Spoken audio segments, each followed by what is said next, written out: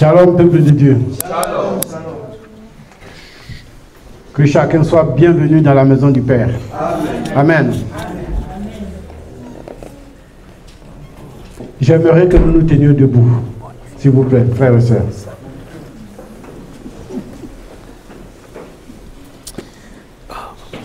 Amen. Je voudrais, s'il vous plaît, que nous acclamions l'entrée de la parole. Qu'on acclame Jésus pour son nom.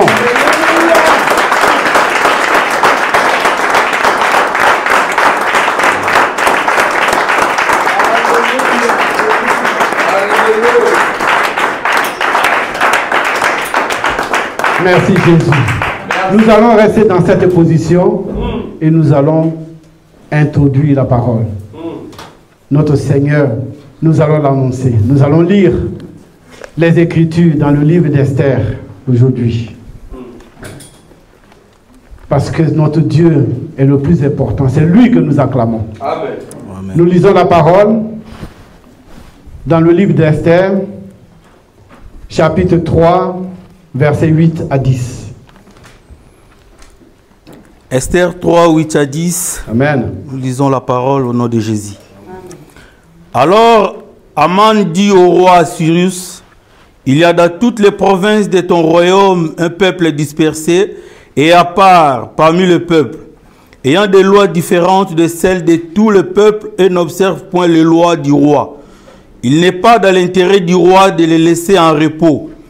Si le roi les trouve bons, qu'on écrive l'ordre de les faire périr, et je pèserai 10 000 talents d'argent entre les mains des fonctionnaires, pour qu'on les porte dans les trésors du roi. Parole du Seigneur. Amen.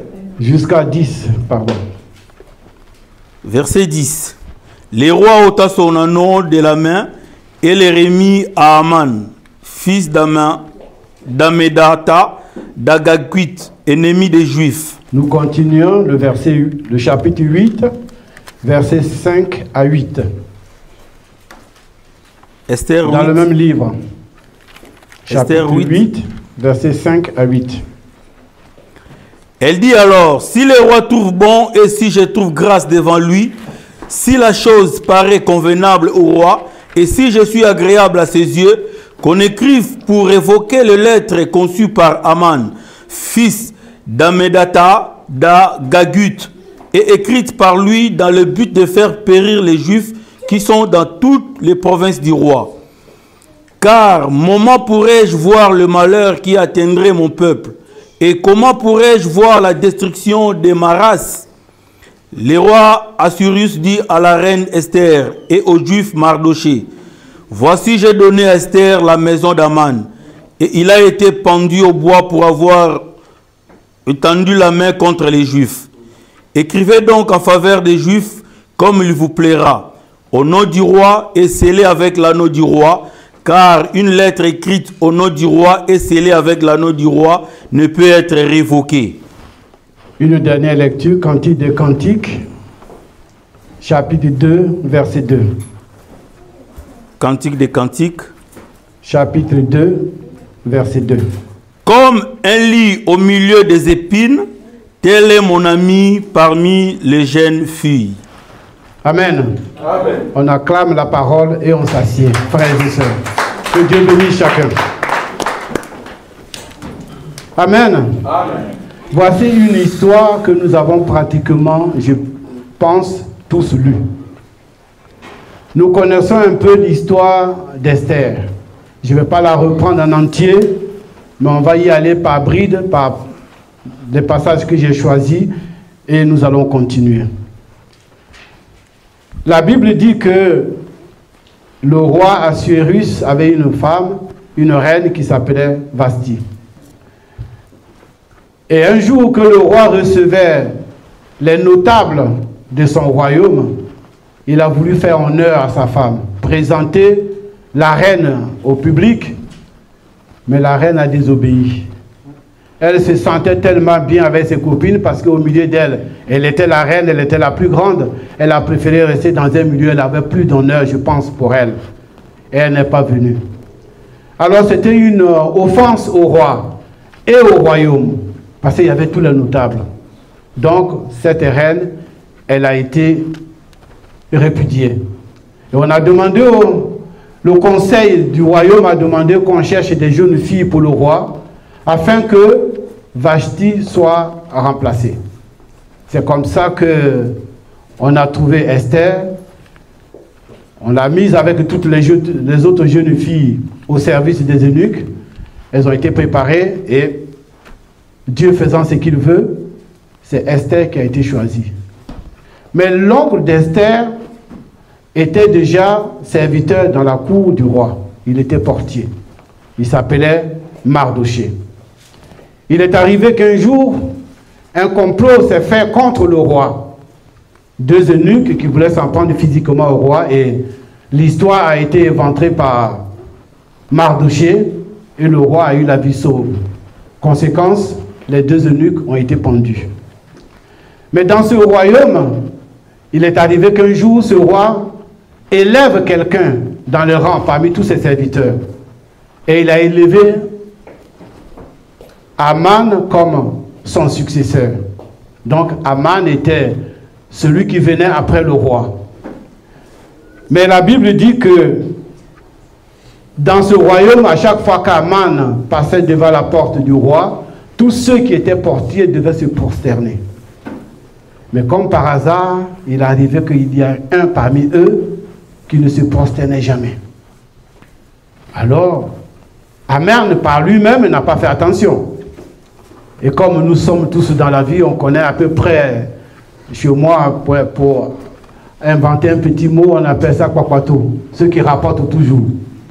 Il y a quelqu'un qui va dire à Aman, mais il y a quelqu'un avec nous qui, à chaque fois quand tu passes, il se prosterne. Alors Aman a voulu s'en rendre compte et il a fait attention. Et il a vu que Mardochée ne se prosternait jamais quand il arrivait. Une ou deuxième fois, il ne se prosternait pas. Donc il a pris une décision. Mais la Bible dit que là où la chose frappe, il avait une aversion contre les Juifs. Parce que, on a lu dans le verset 10, le roi ôta son anneau quand il a demandé au roi de vouloir condamner Mardochée. La Bible dit qu'il était agagite et ennemi des Juifs. Pour une seule personne, tu ne peux pas être ennemi d'une race entière. S'il y a une personne qui a désobéi, prends-toi à la personne. Mais comment ça s'est fait que toi, tu deviens l'ennemi d'un peuple entier? Ça donne à réfléchir. Alors nous allons lire quelque chose dans le livre de 1 Samuel 15, versets 1 à 8. 1 Samuel 15, 1 à 8. Samuel dit à Saül, « C'est moi que l'Éternel a envoyé pour toindre roi sur son peuple, sur Israël. Écoute donc ce que dit l'Éternel. Ainsi parle l'Éternel des armées. Je me souviens de ce qu'Amalek fit à Israël lorsqu'il lui ferma le chemin à la sortie d'Égypte. Va maintenant, frappe Amalek et dévoue par interdit tout ce qui lui appartient. Tu ne l'épargnas point, et tu feras mourir hommes et femmes, enfants et nourrissons, bœufs et brebis, chameaux et ânes. » Saül convoqua le peuple et en fit la revue à Télaïm. Il y avait 200 000 hommes de pied et 10 000 hommes de Juda. Saül marcha jusqu'à ville d'Amalek et mit une embuscade dans la vallée. Il dit aux Kéniens, « Allez, retirez-vous, sortez du milieu d'Amalek, afin que je ne vous fasse pas périr avec lui. Car vous avez eu de la bonté pour tous les enfants d'Israël lorsqu'ils montèrent d'Égypte, et Kéniens se retiraient du milieu d'Amalek. » Saül bâtit Amalek depuis Avila jusqu'à Shul, qui est en face de l'Égypte. Il prit vivant Agag, roi d'Amalek, et il dévoua par interdit tout le peuple et les passant au fil de l'épée. Amen. Vous voyez là, on nous parle d'ici, on nous parle d'Agag.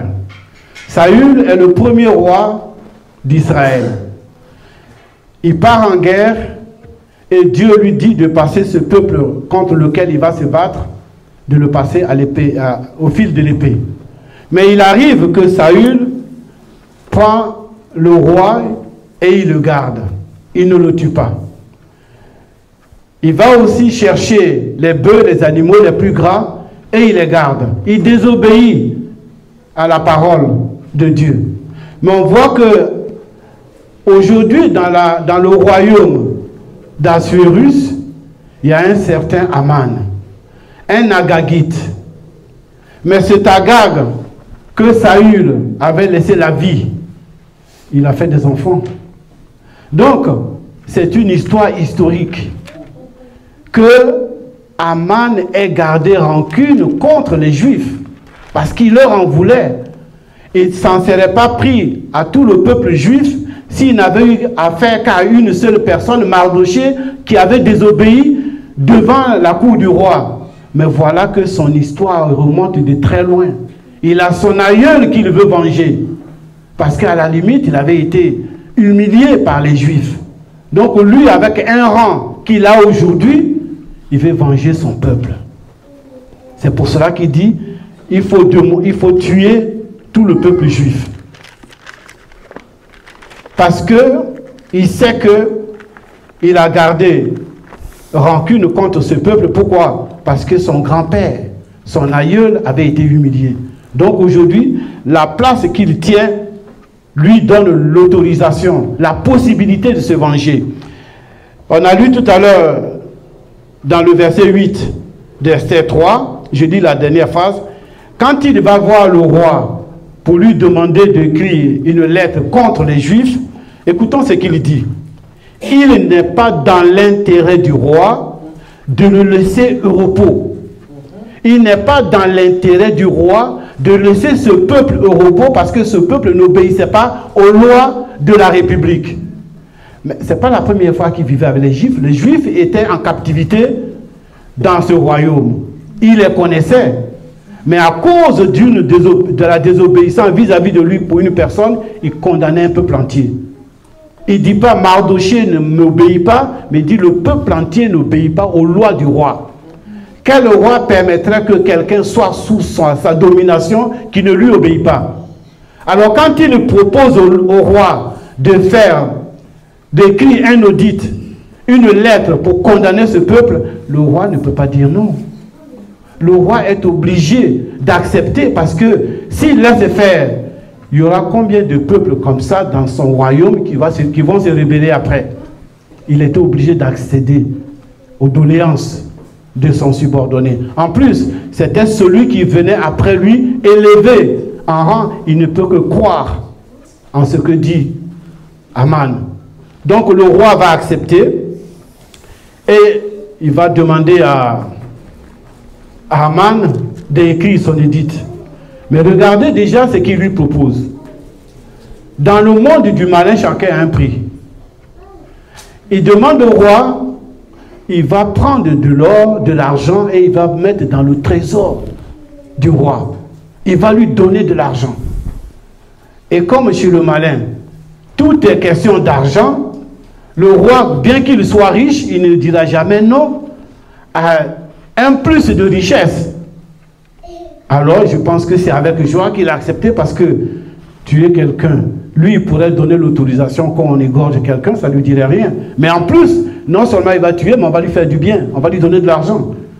Donc, il donne l'autorisation, il accorde à Aman d'écrire son édite contre les Juifs pour les détruire. Je vais lire cela dans le livre d'Esther 3, verset 13. Je lis la parole au nom de Jésus. Les lettres furent envoyées par les courriers dans toutes les provinces du roi pour qu'on détruisît, qu'on tuât et qu'on fit périr tous les Juifs, jeunes et vieux, petits et enfants et femmes, et en un seul jour, le 13e jour du 12e mois, qui est le mois d'Adar, et pour que leurs biens fussent livrés au pillage. Voilà l'obéissance d'une seule personne qui condamne un peuple entier. Parce que ce monsieur avait un pouvoir, alors il se vengeait de ce peuple. Il fait écrire une lettre, et cette lettre est cachetée de l'anneau du roi. Or, on sait qu'une lettre qui porte l'anneau du roi, elle est irréversible. On ne peut pas la changer. Son édit qu'il a écrit était valable pour toujours. Donc, le royaume, tous ceux à qui on donnait l'ordre de s'attaquer aux Juifs ne pouvaient qu'obéir. Parce que c'était écrit et qu'on ne pouvait pas effacer les écrits du roi. Mais cette histoire va parvenir aux oreilles de Mardochée, qui lui était gardien devant la porte du roi. Alors lui, il va prendre les devants, il va demander au peuple juif de se mortifier, de faire un jeûne, de se couvrir de sacs de cendres pour jeûner. Mais la reine qui était à l'aise dans le royaume, elle ne le savait pas. Alors on va venir dire à la reine que ton oncle devant le royaume, parce que c'était interdit qu'on se mette devant la porte du roi recouvert de sacs. Donc elle a pris peur. Mon oncle est en train de faire quelque chose qui n'est pas bon. Allez-y lui dire qu'il arrête ça, parce qu'il met sa vie en danger. Alors son oncle va dire, allez-y dire à ma fille, voilà ce qui se passe. Dites-lui ce qui se passe aujourd'hui, notre peuple est en danger. Donc il faut qu'elle fasse quelque chose. Mais elle sait que, elle dit elle-même, ça faisait 30 jours qu'elle n'était pas parvenue devant la face du roi. Or, dans ce royaume, si tu n'es pas invité par le roi et que tu viens te présenter ici, ne tend pas son sceptre, tu es condamné à mort. Parce que si le temps, c'est qu'il t'accepte. Alors elle a pris peur, elle a dit à mon oncle que je ne peux pas me présenter, ça fait 30 jours que je n'ai pas vu la face du roi, je ne peux pas y aller comme ça. Mardochée n'a pas compris, il dit, dites à ma fille, peut-être que c'est à cause de cet instant que Dieu lui a fait grâce d'être la reine. À elle de jouer aujourd'hui, parce que nous sommes en danger, qu'elle aussi court son risque. Alors on va lui rapporter, et c'est là que Esther va demander, pour qu'on le soutienne, elle va demander à son oncle de publier devant tous les Juifs, de faire un jeûne de 3 jours. Voilà d'où vient le jeûne d'Esther. Donc tout le peuple va le soutenir, le peuple juif. Ils vont faire 3 jours de jeûne, ils vont se mortifier, ils vont se priver jour et nuit, et Esther va jeûner. Le 3e jour, elle va aller devant le roi sans en demander la permission. Mais puisque cela venait de Dieu, elle a eu grâce aux yeux du roi qui lui a tendu son sceptre. Et elle s'est présentée et le roi l'a acceptée. Alors le roi lui demande, qu'est-ce que je peux faire pour toi, la reine? Elle dit, j'invite le roi avec son adjoint à manger. Alors le roi accepte et Aman, qui voulait condamner le peuple juif, va manger chez la reine. Le 1er jour et le 2e jour, la reine va avouer ce complot au roi. Alors le roi va demander, mais qui c'est qui est à la base de cette condamnation? Elle lui dit, c'est votre subordonné, Aman, qui était là. Alors le roi va se mettre en colère, il va sortir. Et quand il revient, Aman était prosterné devant la reine pour lui demander pardon. Le roi n'a pas compris ce geste, il a pensé qu'il allait s'en prendre à la reine et il a condamné Aman. Mais que Aman, bien avant, a déjà fabriqué une croix pour pendre Mardochée. Et ce jour-là, c'est lui-même qui va être pendu à son propre bois.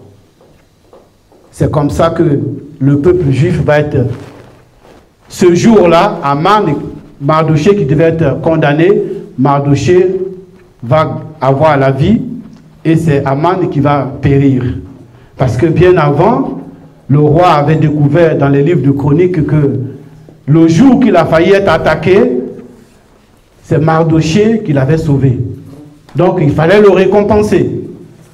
Et un soir, Aman vient voir le roi pour demander la condamnation de Mardochée. Et le roi lui pose la question, pour honorer quelqu'un, qu'est-ce qu'on doit faire? Alors c'est lui qui dit au roi ce qu'il doit faire, parce qu'il pensait que, vu qu'il est le plus grand après le roi, c'est lui qu'on devait honorer.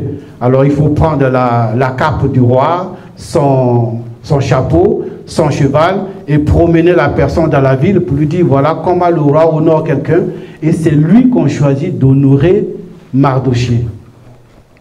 Je ne vous dis pas, certainement ce jour-là, il a dû se sentir plus petit qu'il ne l'était avant. Donc il a fait ça. Et quand il a voulu condamner Mardochée, c'est lui qui a payé le prix. Il est mort à la place de Mardochée. Mais quand Aman meurt, l'édit qui condamne le peuple juif n'est pas autant effacé. Puisque la lettre du roi est irrévocable, elle court toujours parce qu'elle avait été publiée. Parce que c'est ce que Dieu fait. Nous allons lire dans le livre d'Exode 12. Exode 12, verset 3. Exode 12, verset 3. Parlez à toute l'assemblée d'Israël et dites, le 10e jour de ce mois, on prendra un agneau pour chaque famille, un agneau pour chaque maison. Amen. On va continuer dans le même livre, du même chapitre, le verset 12 et 13, et après le verset 23. Cette nuit-là, 12-13. 12-13. Cette nuit-là, je passerai dans le pays d'Égypte et je frapperai tous les premiers-nés du pays d'Égypte, depuis les hommes jusqu'aux animaux, et j'exercerai des jugements contre tous les dieux de l'Égypte. Je suis l'Éternel. Le sang vous servira de signe sur les maisons où vous serez. Je verrai le sang et je passerai par-dessus vous. Et il n'y aura point de plaie qui vous détruise quand je frapperai le pays d'Égypte. 23. Quand l'Éternel passera pour frapper l'Égypte et verra le sang sur les linteaux et sur les deux poteaux, l'Éternel passera par-dessus la porte et il ne mettra pas aux destructeurs d'entrer. Il ne permettra pas aux destructeurs d'entrer dans vos maisons pour frapper. Amen. Voilà une loi qui condamne tous les premiers-nés en Égypte. Parce que quand Dieu dit qu'il viendra tuer tous les premiers-nés, il ne dit pas premiers-nés de tel peuple. Il dit tous les premiers-nés de ceux qui sont en Égypte. Autant les Égyptiens, autant les étrangers, autant les Juifs. C'était une loi pour tous les premiers-nés des peuples qui vivaient en Égypte.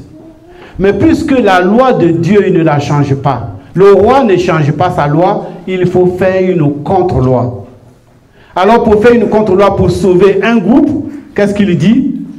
Il demande que les Juifs prennent un agneau et ils vont être sauvés, leurs premiers-nés vont être sauvés par le sang, l'institution de la Pâque. Mais tous ceux qui avaient écouté la parole de Dieu, qui étaient avec les Juifs, même un Égyptien qui avait fait ce que Dieu demande au peuple, son premier-né ne mourait pas. Parce qu'il ne venait pas trier, il ne choisissait pas, celui-là est un enfant des Hébreux, un enfant des Juifs ou un enfant des étrangers. La loi était pour tous. Mais la deuxième loi qui était de tuer l'agneau, c'est cette loi qui sauvait. C'est pour cela que ceux qui avaient pratiqué la Pâque avec les Juifs, ils ont eu leur premier-né sauf. Et beaucoup sont partis avec les Israélites quand ils quittaient l'Égypte. C'est la même chose que la reine Esther va demander au roi. Vu que la loi ne change pas, qu'on ne pouvait pas remplacer l'édit d'Aman, la reine, elle va proposer au roi de faire une deuxième loi. Et c'est cette deuxième loi qui va sauver le peuple juif. C'est ce que Pilate a fait avec Jésus-Christ.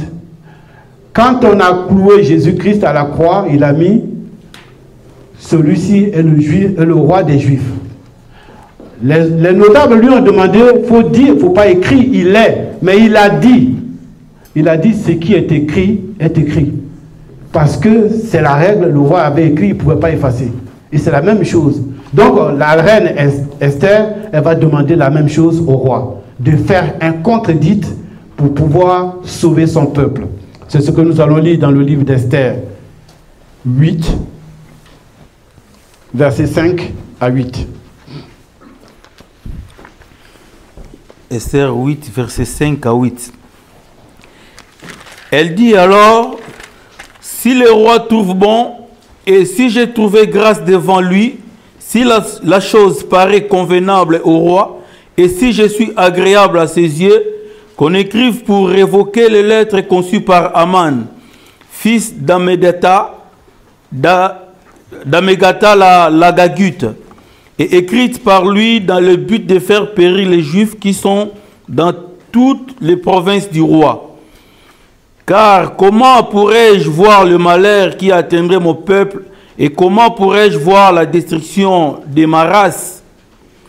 Le roi Cyrus dit à la reine Esther et au juif Mardoché, voici j'ai donné à Esther la maison d'Aman, et il a été pendu au bois pour avoir étendu la main contre les Juifs.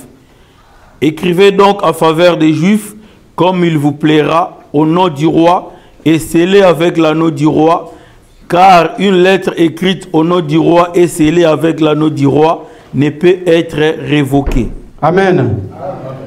Donc, il nous confirme là que quand on scelle une lettre avec l'anneau du roi, elle est irrévocable.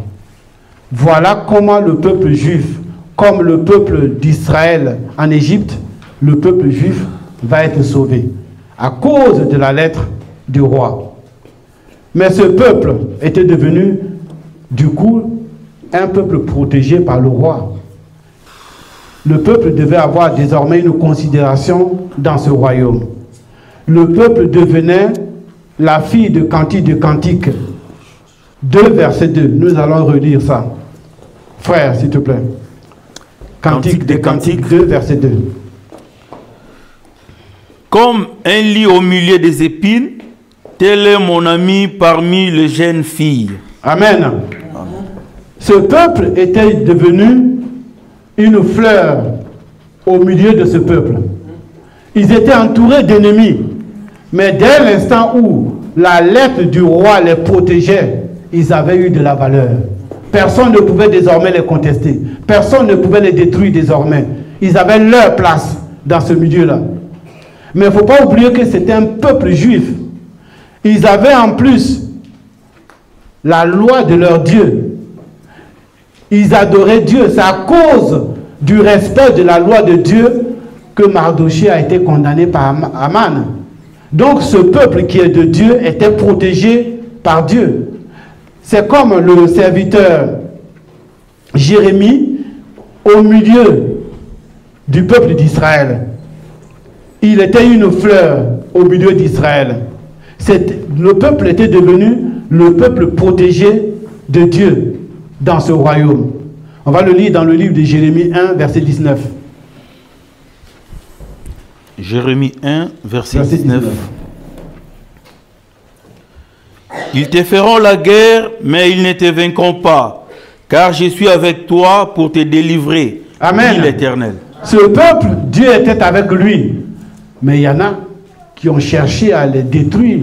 Ils ont fait la guerre, mais ils n'y sont pas parvenus. Pourquoi? Parce que leur Dieu était là. Parce que leur Dieu les protégeait. Parce que Dieu était le protecteur de ce peuple.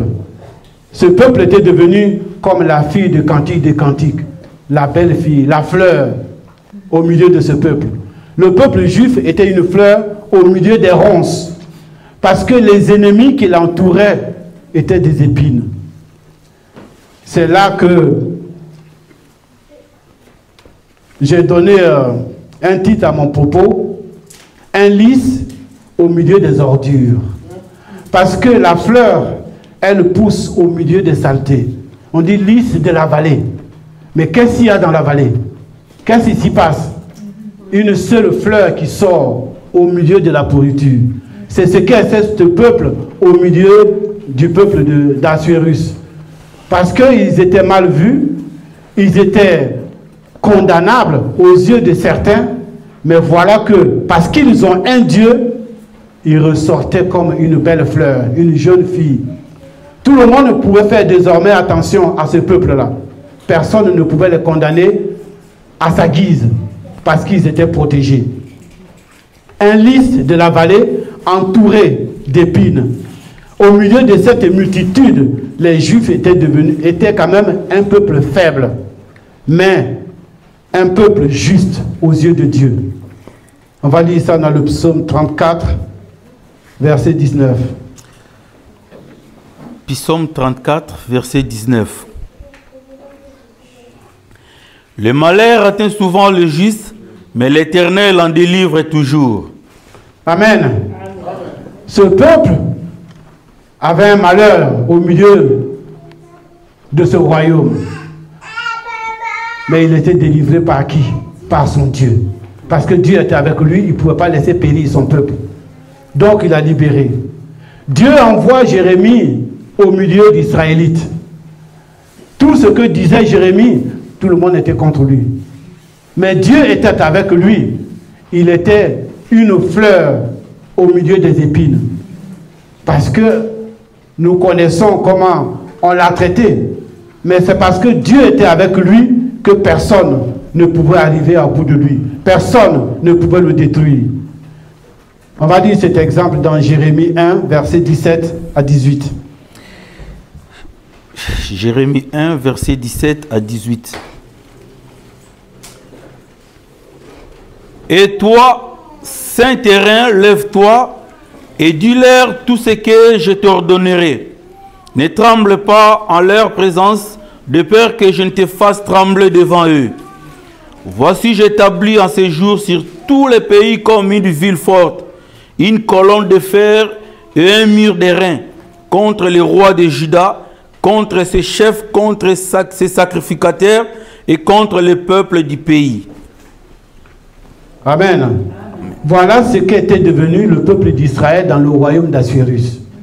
Un peuple fort, un peuple protégé, un peuple gardé, à qui il fallait faire attention désormais. Personne ne pouvait s'attaquer à eux parce que Dieu était avec eux. Nous savons que notre Seigneur Jésus-Christ est arrivé en Israël. Mais en Israël, il était aussi un lys de la vallée. Il était faible, mais tout le monde était contre lui. Tout le monde lui en voulait, mais Dieu était avec lui. Dans les jours de sa chair, Jésus était un lys en Israël. C'est pour cela que il a prévenu nos pères les apôtres. Ce que j'ai vécu, vous allez le vivre aussi. À cause de ce que j'ai la vérité en moi, le monde n'aimant pas la vérité, le monde s'attaquera à vous. Alors il les a prévenus, mais quand il parlait aux apôtres, nous aussi aujourd'hui, c'est comme s'il nous parlait à nous aussi.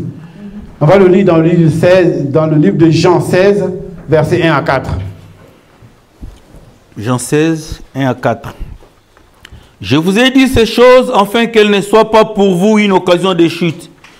Ils vous excluront des synagogues et même l'heure vient où quiconque vous fera mourir croira rendre un culte à Dieu. Et ils agiront ainsi parce qu'ils n'ont conçu ni le Père ni moi. Je vous ai dit ces choses afin que lorsque l'heure sera venue, vous vous souveniez que je vous ai dit, je ne vous en ai pas parlé dès le commencement parce que j'étais avec vous. Amen. Amen.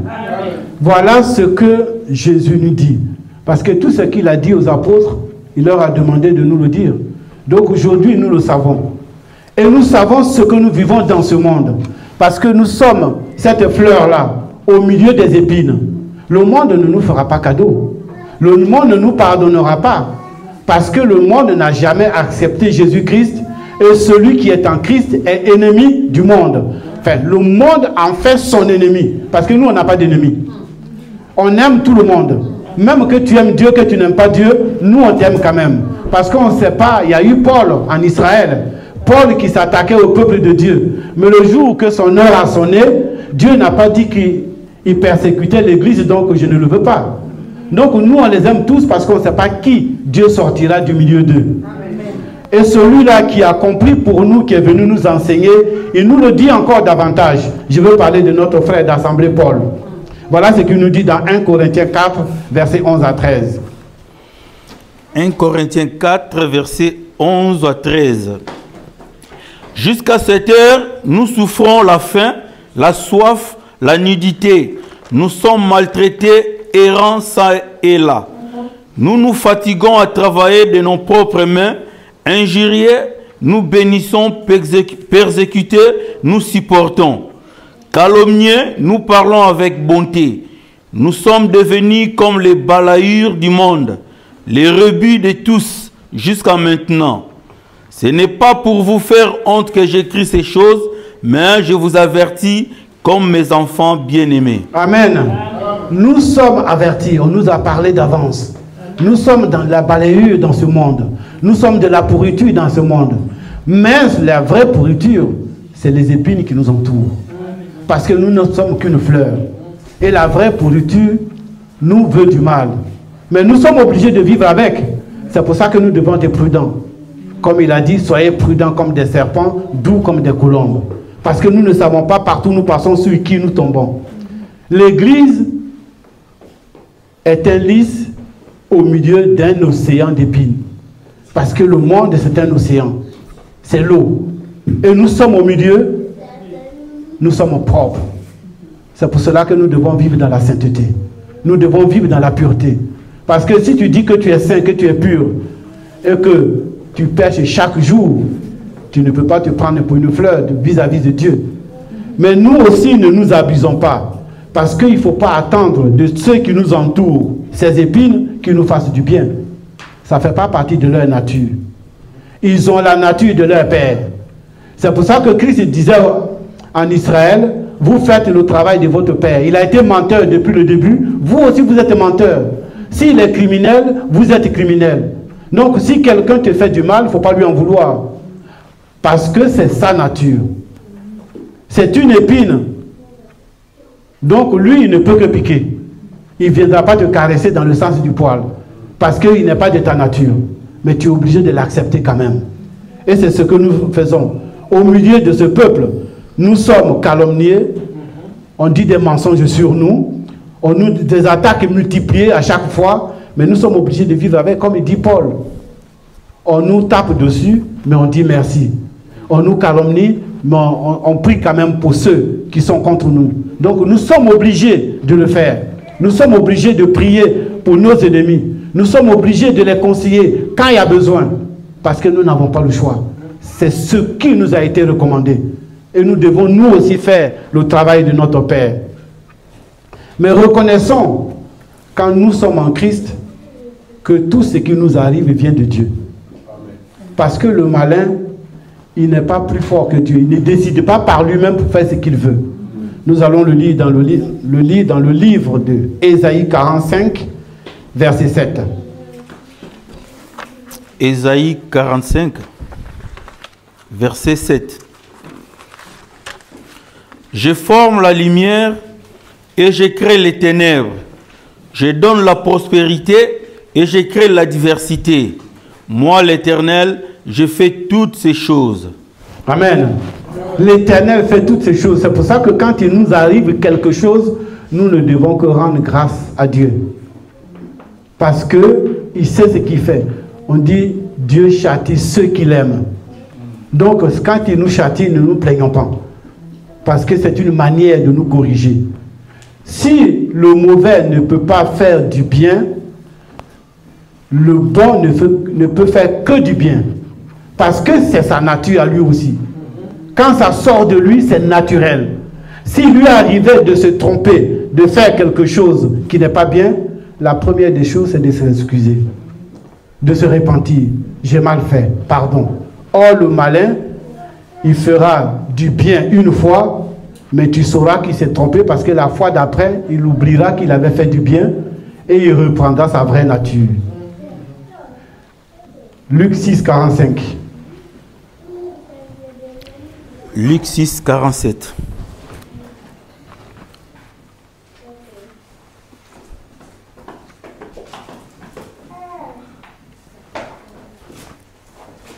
Je vous montrerai à qui est semblable tout homme qui vient à moi.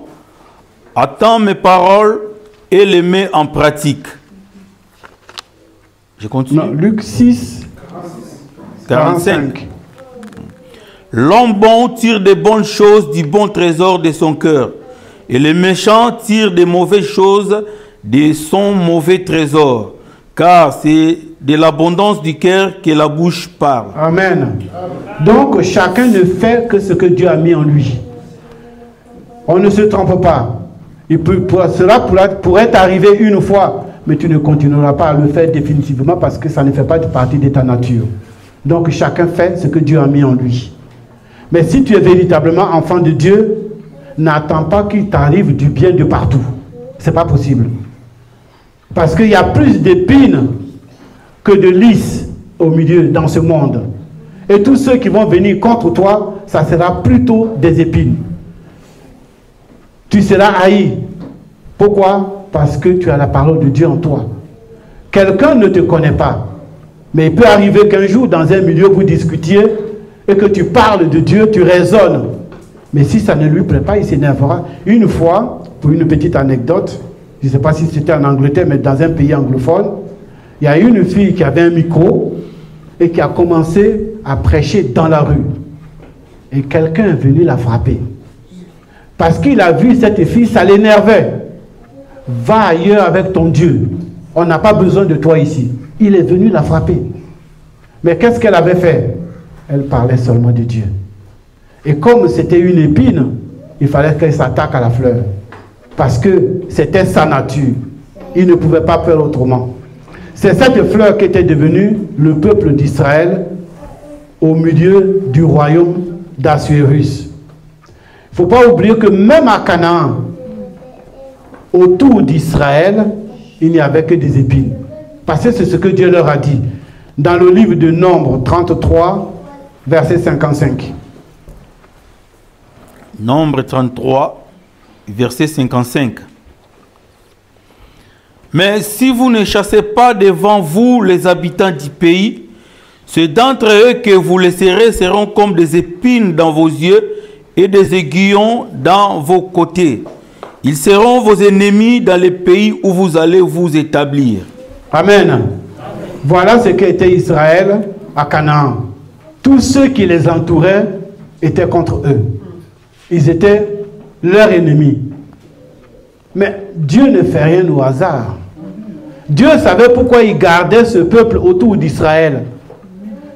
Parce qu'il en aurait besoin. Vous savez, depuis le jardin d'Éden, à cause du péché d'Adam, les épines ne font que croître. Jusqu'aujourd'hui, les épines ne font que croître. C'est pour ça que nous sommes la nuit. Parce que le péché grandit. C'est pour ça que Dieu dit qu'au milieu de la nuit, quand il viendra, parce que le péché aura accru. C'est comme du temps de Noé. C'est comme du temps de Lot. Quand le péché aura accru. C'est comme quand Israël allait rentrer à Canaan. Le peuple qui habite là-bas, quand leur péché aura accru, je les enlèverai et je vous ferai venir. Donc Dieu laisse les épines croître avec le blé, comme dans le champ de blé et de l'ivraie. On laisse croître les deux, mais quand le moment viendra, Dieu saura comment prendre son blé pour le mettre dans le grenier. Et après, il saura quoi faire des épines. Donc c'est comme ça que nous sommes dans le monde. Nous n'avons pas besoin de nous mélanger à eux, même s'ils sont à côté de nous. Mais dans notre comportement, dans notre raisonnement, dans notre conduite, nous devons être une exception. C'est comme ça que l'on saura que nous ne sommes pas d'eux. Même quand ils viennent au milieu de nous, ils étaient au milieu de nous, mais ils n'étaient pas des nôtres. Ils ne resteront pas, parce que ce n'est pas leur nature. Depuis la première lettre de Dieu, qu'est-ce que j'appelle première lettre? Le premier sacerdoce. Le sacerdoce de la loi. Les épines n'ont fait que croître. Et on continue avec. Mais dans la deuxième lettre, c'est-à-dire la grâce, quand Jésus-Christ est venu, pour montrer que c'est lui qui est plus fort, et que c'est lui qui mène les combats, et qu'il est toujours vainqueur, il a porté la couronne d'épines, pour dire que lui n'en a pas peur. Lui, il vaincra toujours les épines. parce que c'est le plus puissant. Il s'est couronné, on l'a couronné de la couronne d'épines et lui il l'a porté, mais sans avoir peur, parce que Christ a vaincu. Il n'a vaincu que spirituellement les épines. Mais nous vivons aujourd'hui au milieu des épines parce qu'ils ne nous épargneront pas. Il ne faut pas croire que Christ a gagné à la croix, donc nous n'avons plus d'ennemis. Mais ces épines, Dieu les a besoin parce qu'il s'en sert. Nous allons lire Colossiens 2, verset 15. Colossiens 2, verset 15. Il a dépouillé les dominations et les autorités et les a livrées publiquement en spectacle, en triomphant d'elles par la croix. Il a vaincu spirituellement, mais physiquement, nous vivons avec eux. Nous vivons avec nos ennemis. Ils ne nous lâcheront pas. C'est dans notre manière de nous comporter, dans notre manière d'agir, que nous départirons d'eux, que nous serons différents d'eux. Mais jusqu'à ce que Christ revienne, nous allons vivre avec eux. Nous allons vivre au milieu d'eux. Parce qu'il faut reconnaître que Dieu exerce son jugement en passant par les épines. Pour te châtier, c'est par les épines. Pour juger quelqu'un, c'est par les épines. Et les épines sont un accélérateur du feu de Dieu. On va lire dans Exode 22, verset 6. Exode 22, verset 6. Si un feu éclate et rencontre des épines, et que du bleu en gerbe ou sur pied, ou bien les champs soient consumés, celui qui a causé l'incendie sera tenu à un dédommagement. Amen. Là, je prends, pour mettre le feu au champ, on passe par les épines. Donc, les épines sont là pour accélérer le feu, afin de détruire le champ. Mais nous sommes le champ de Dieu, mais il y en a un autre qui a son champ aussi. Mais Dieu a besoin, dans l'un comme dans l'autre, des épines. Les épines pour châtier ceux qu'il aime, qui sont de lui, mais les épines pour détruire le champ de l'ennemi. Et ce sont les épines qui accélèrent ce feu-là. Donc, qui qu'ils soient nos ennemis, Dieu a besoin d'eux. C'est pour cela qu'il ne les détruit pas. Mais nous n'avons pas à nous lier à eux, parce que nous ne sommes pas de la même nature. Ils ne sont pas comme nous et nous ne sommes pas comme eux. Mais ce qui nous arrive vient de Dieu. C'est pour cela que Jésus a fait taire Pilate. Parce que Pilate voulait se donner la gloire. J'ai la possibilité de te libérer comme de te faire périr. Mais qui es-tu pour avoir pouvoir sur moi? C'est impossible. Jean 19, 11. Livre de Jean 19, verset... Jean 19, 11. Jean 19, verset 11. Jésus répondit, « Tu n'auras sur moi aucun pouvoir s'il ne t'avait été donné d'en haut. » Amen. Tu n'auras aucun pouvoir sur moi s'il ne t'aurait pas été donné d'en haut. Donc, si quelqu'un vient t'attaquer, il ne faut pas croire qu'il a un pouvoir sur toi. C'est ce que Dieu le lui a permis. Vous savez, quand David il fuyait son fils Absalom, il y a quelqu'un qui est venu s'attaquer à lui et ses gardes ont dit, tu ne veux pas qu'on aille lui couper la tête? Il dit, mais non, laissez-le. Si Dieu a permis qu'il vienne s'apprendre à moi, peut-être que demain, il me fera grâce. C'est Dieu qui l'a permis. Donc, quand Dieu permet, ne va pas contre. Rends grâce à Dieu. Parce que c'est peut-être pour ton bien. C'est pour cela que d'où nous venons et que nous connaissons assez, aujourd'hui, on a compris que quand on découpe le diable, il ne meurt jamais. Parce que de toute façon, on ne découpe personne. Dans les salles, on peut crier, on peut tuer le diable, on peut le lier, mais tous les dimanches, on le relie. Pourquoi? Parce qu'il y a quelqu'un qui le délie dans la semaine. C'est pour cela qu'il faut s'apprendre. Il ne faut pas s'apprendre au diable. Parce que d'abord, on n'a rien à voir avec lui. Nous, on le fuit. On peut chasser les démons, mais nous fuyons le diable. Mais celui qui a vu le diable, pour combattre le diable, c'est qu'il fait partie du diable. Pourquoi? Parce que pour combattre quelqu'un, il faut être dans son camp.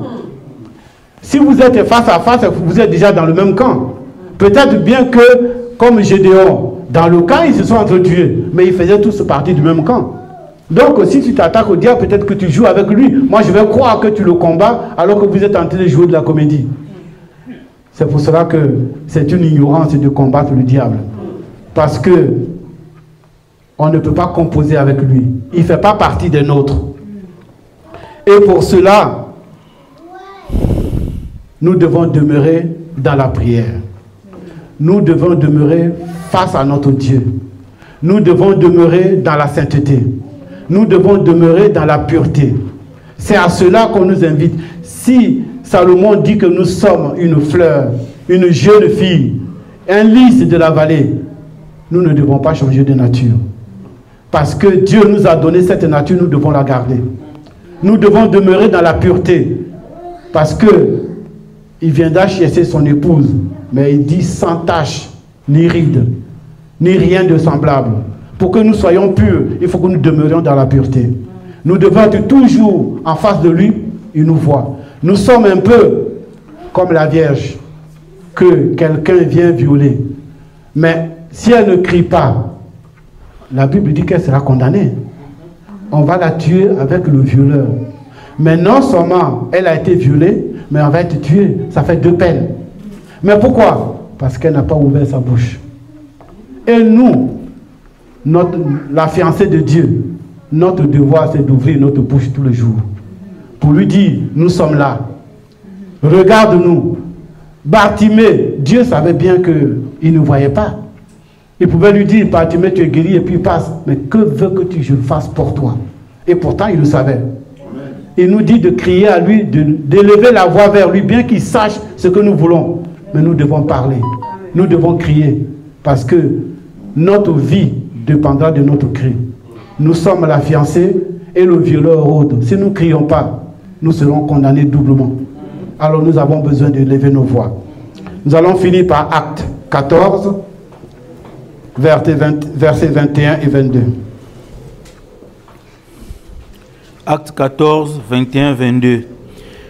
Quand ils eurent évangélisé cette ville et fait un certain nombre de disciples, ils retournèrent à Lystre, à Icône et à Antioche, fortifiant l'esprit des disciples, l'exhortant à persévérer dans la foi et disant que c'est par beaucoup de tribulations qu'il nous faut entrer dans le royaume de Dieu. Amen. C'est par beaucoup de tribulations qu'il nous faut rentrer dans le royaume. Mais les tribulations pour nous, ce sont les épines dont Dieu se sert. Ce n'est pas nos ennemis. C'est pour que nous demeurions purs. Nous devons être épurés. La Bible dit, l'or passe par le feu pour être épuré. Et nous sommes de l'or pour Dieu. Il est notre Père. Mais nous sommes de l'or. Nous avons besoin d'être épurés. Donc à chaque fois qu'il nous arrive quelque chose, nous devons juste rendre grâce à Dieu. Nous devons glorifier Dieu. Parce que c'est une manière de nous épurer afin que nous paraissions devant lui sans ride et sans tache. Notre nature, c'est la prière. Notre vie, c'est l'amour de Dieu, l'amour du prochain. Si nous n'aimions pas Dieu, qui n'a pas, pour ceux qui sont venus en transport en commun, vous voyez vous-même les difficultés que vous avez dû affranchir pour venir jusque-là. Pourquoi? Pour l'amour de Dieu simplement. Vous n'êtes pas venu regarder quelqu'un, mais vous êtes venu pour l'amour de Dieu. Et nous devons avoir cet amour-là, les uns pour les autres. Parce que ça, c'est notre nature. C'est pour cela que nous sommes tous une fleur, un lys de la vallée. Et notre Dieu nous aime et nous devons demeurer dans son amour afin de paraître propre devant lui. Amen. Amen. Que Dieu nous bénisse.